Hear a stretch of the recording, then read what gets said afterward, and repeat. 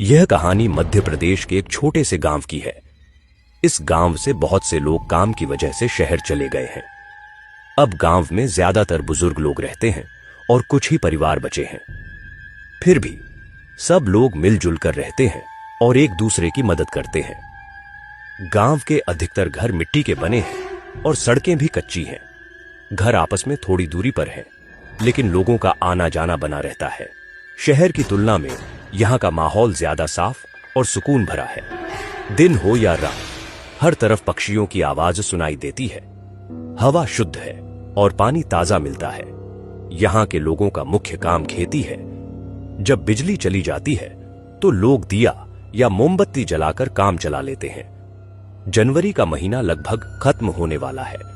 ठंड की वजह से लोग रात में घर के अंदर ही सोते हैं। इसी गांव में राजू की एक छोटी सी चाय की दुकान है। शाम होते ही वहां गांव के कुछ बुजुर्ग और लोग चाय पीने आ जाते हैं। आज रात के करीब 8 बज रहे हैं।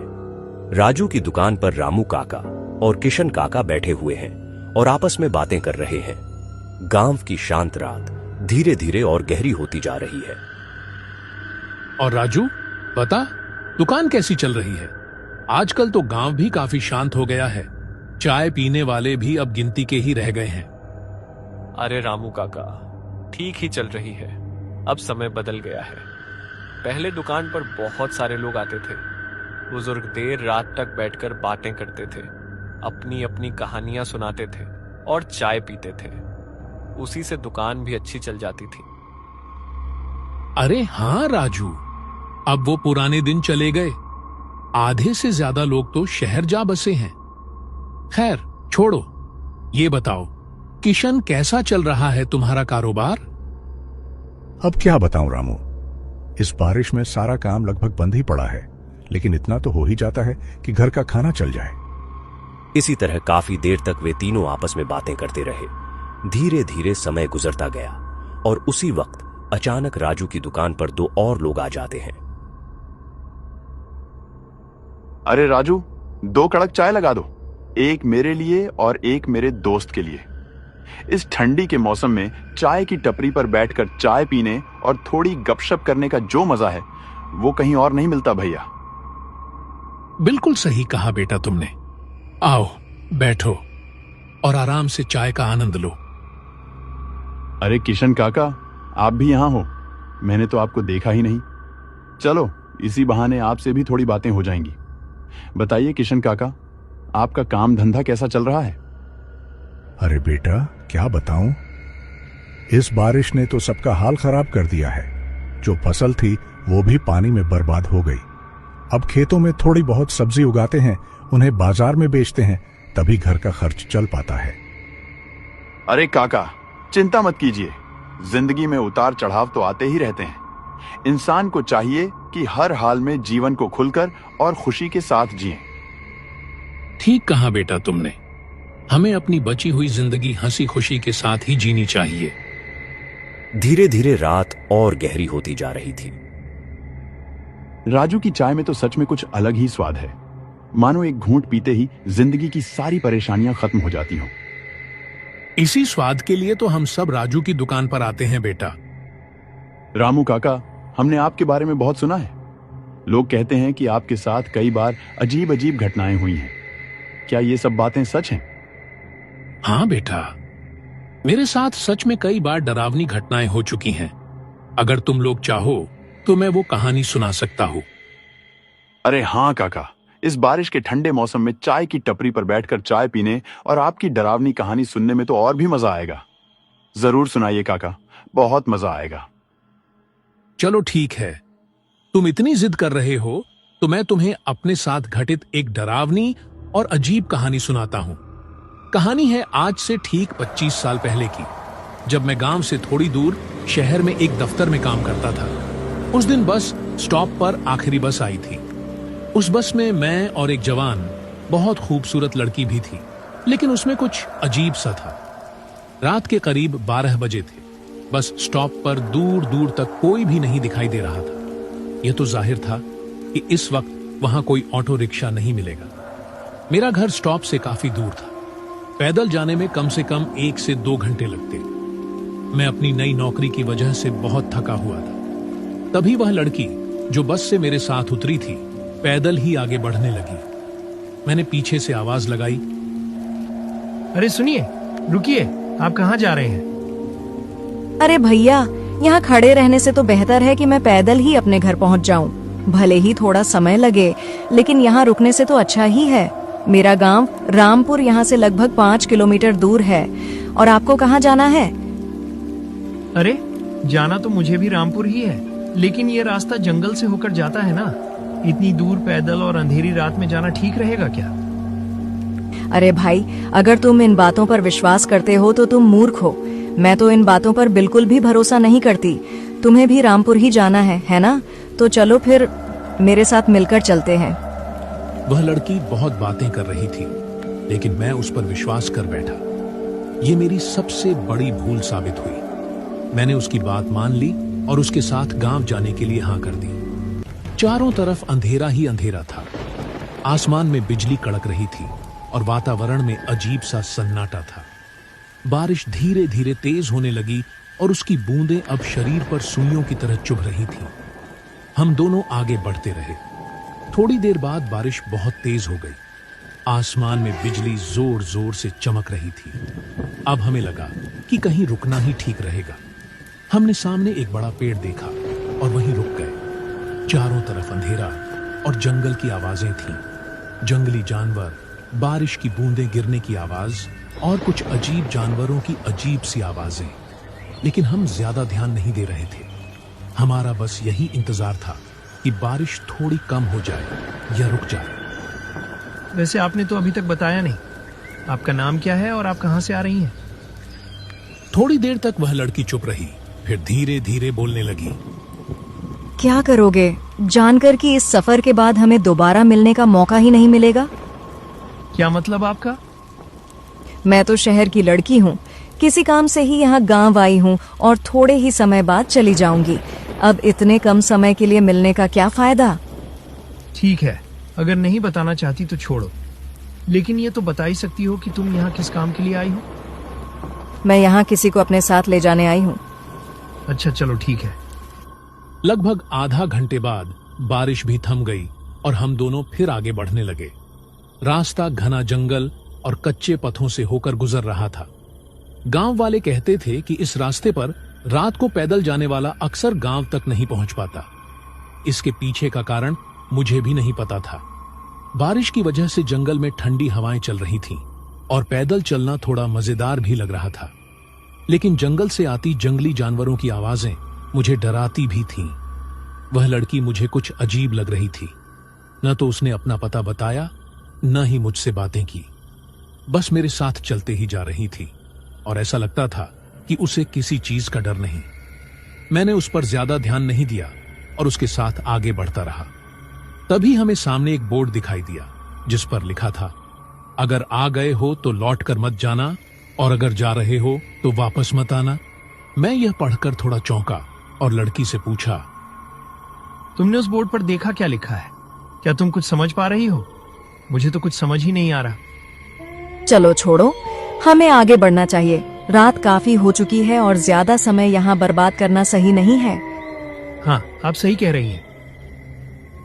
फिर हम दोनों आगे बढ़ने लगे। जंगल से कभी भेड़िए की आवाज आती तो कभी उल्लू की हूं हूं। बारिश वापस से गिरने लगा, बल्कि अब और भी तेज हो गई थी। हम भागते हुए एक सुनसान कुटिया के पास पहुंचे। कुटिया पूरी तरह खाली और वीरान थी, लेकिन अंदर जाना ठीक नहीं लगा। इसीलिए हम बाहर ही खड़े रहकर बारिश रुकने का इंतजार करने लगे। कुछ ही देर बाद जंगल से अजीब अजीब आवाजें आने लगीं। कभी किसी औरत का रोना तो कभी किसी बच्चे का बिलखना। मुझे यह सब सुनकर बहुत डर लगने लगा। मैंने घबराकर उस लड़की से कहा, क्या आपने ये सारी आवाजें सुनी? हाँ, मुझे भी आवाजें सुनाई दी। लगता है कि कोई मुश्किल में है। पर इतनी रात को कौन औरत यहाँ जंगल में आई होगी? चलकर देखते हैं, कौन जाने शायद वही मुसीबत में हो और इसलिए रो रही हो। फिर मैं और वह लड़की दोनों आगे बढ़े। बारिश अब भी लगातार हो रही थी। कुछ समय बाद किसी की पायल की आवाज भी सुनाई दी। हमने धीरे धीरे उस आवाज का पीछा किया। चारों तरफ जंगली जानवरों की आवाजें, काला अंधेरा और बिजली कड़क रही थी।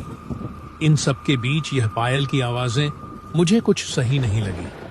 मैंने घबराकर उस लड़की से कहा, मुझे ना ये सब कुछ ठीक नहीं लग रहा, हमें यहीं रुक जाना चाहिए।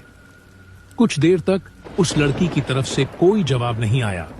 जब मैंने पीछे मुड़कर देखा तो वह लड़की अचानक गायब थी।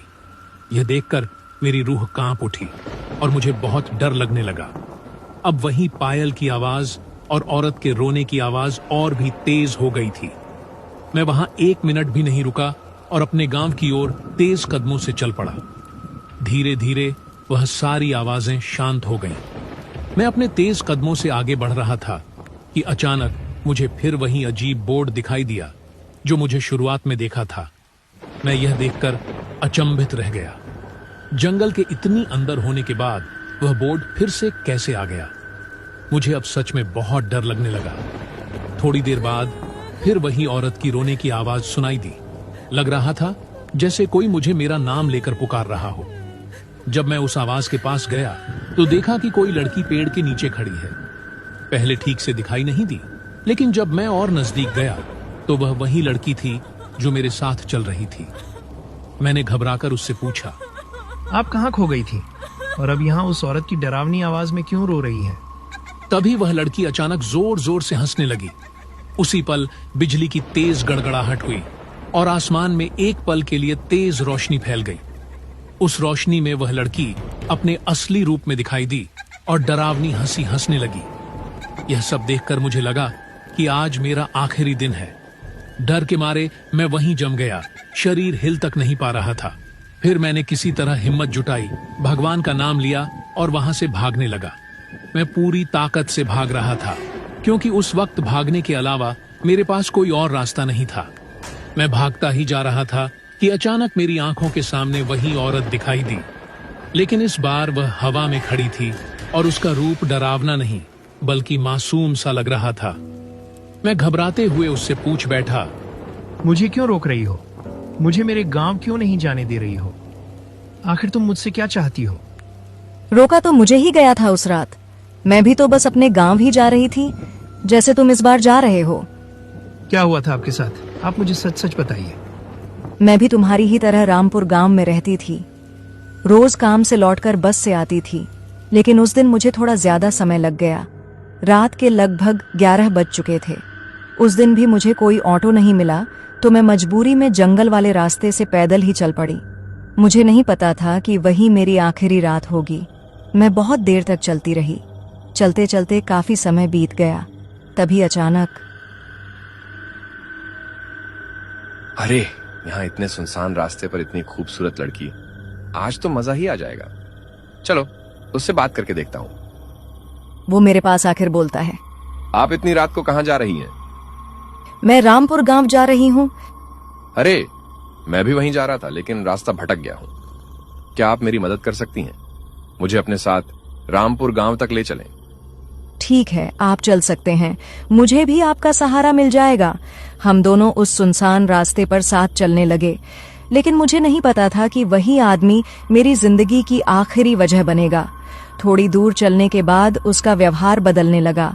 मैं डर गई, चीखने लगी, मदद के लिए पुकारती रही, लेकिन उस जंगल में मेरी आवाज सुनने वाला कोई नहीं था। उस रात जो हुआ उसी की वजह से मेरी जान चली गई और तब से मैं इसी जंगल में भटकती रहती हूँ, रास्ता ढूंढती हुई, इंसाफ की उम्मीद में। और उस आदमी का क्या हुआ? क्या तुम्हें कभी इंसाफ मिला? उसे मैं कैसे छोड़ सकती थी? अगले ही दिन मैंने उसकी जान ले ली। मुझे इंसाफ तो मिल गया, लेकिन मेरी आत्मा इस जंगल से आजाद नहीं हो पाई। तब से मैं यहीं भटक रही हूँ और आज भी मैं उसी तरह के लोगों की तलाश में रहती हूँ जो दूसरों की मजबूरी और भरोसे का गलत फायदा उठाते हैं। लेकिन तुमने ये सब मुझे ही क्यों बताया? और तुम मुझसे इतनी शांति से बात क्यों कर रही हो? क्योंकि तुम एक अच्छे इंसान हो। मैं पूरे जंगल में तुम्हारे साथ चली, लेकिन तुमने कभी मेरे साथ कोई गलत व्यवहार नहीं किया, इसीलिए मैं तुम्हें छोड़ रही हूँ। अब तुम जा सकते हो। उसकी दर्द भरी बातें सुनकर मेरी आंखों से अपने आप आंसू निकल आए। मैं बिना पीछे देखे वहां से रामपुर गांव की तरफ चल पड़ा। आज भी जब मैं उस रात के बारे में सोचता हूं तो दिल कांप उठता है। सोचिए, उस लड़की के साथ कितना बुरा हुआ होगा।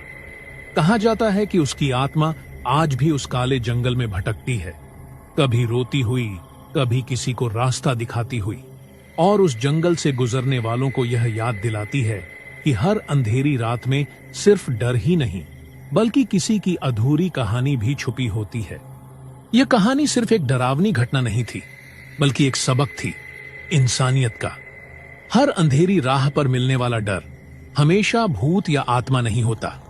कभी कभी वह इंसान के भेष में चलता है, जो किसी की मजबूरी, भरोसे और अकेलेपन का फायदा उठाता है। उसे इंसाफ इस दुनिया में न मिले, लेकिन वक्त उसे कभी नहीं छोड़ता। और जो इंसान हर हाल में इंसान बना रहता है, अंधेरे भी उसका रास्ता नहीं रोक पाते। याद रखना, हर जंगल में भटकती आत्मा डराने नहीं आती। कुछ आत्माएं हमें इंसान बने रहना सिखाने आती है।